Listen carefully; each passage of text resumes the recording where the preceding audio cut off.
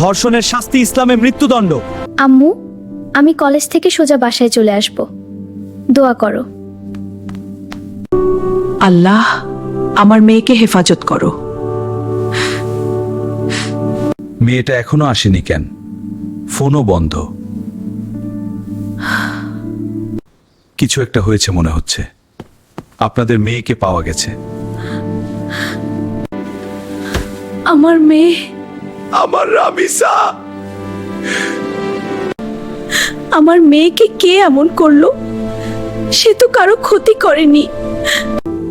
আমি আমার মেয়েকে হেফাজত করতে পারিনি। আল্লাহ, তুমি এর বিচার করো। ধর্ষণ সবচেয়ে বড় গুনাহ। ইসলামের শাস্তি খুব কঠিন, মৃত্যুদণ্ড। আমরা আল্লাহর কাছে বিচার চাই। ধর্ষকের জন্য ইসলামী আইনে কঠোর শাস্তি হওয়া উচিত। একটি মেয়ের জীবন চলে গেলেও তার শিক্ষা রয়ে গেল। সে আমাদের শিখিয়েছে পর্দার মর্যাদা। এখন সমাজ বুঝবে।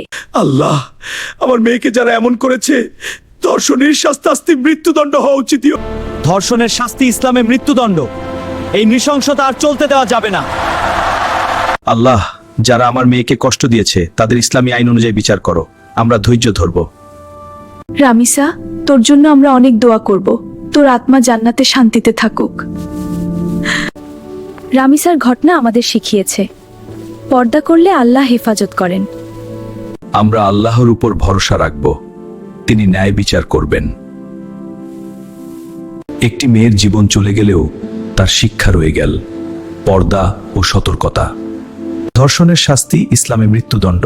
বাবা মায়ের ধৈর্য ও দোয়া কখনো বৃথা যায় না। গল্প সমাপ্ত। এই গল্পটি সম্পূর্ণ কাল্পনিক এবং শিক্ষামূলক।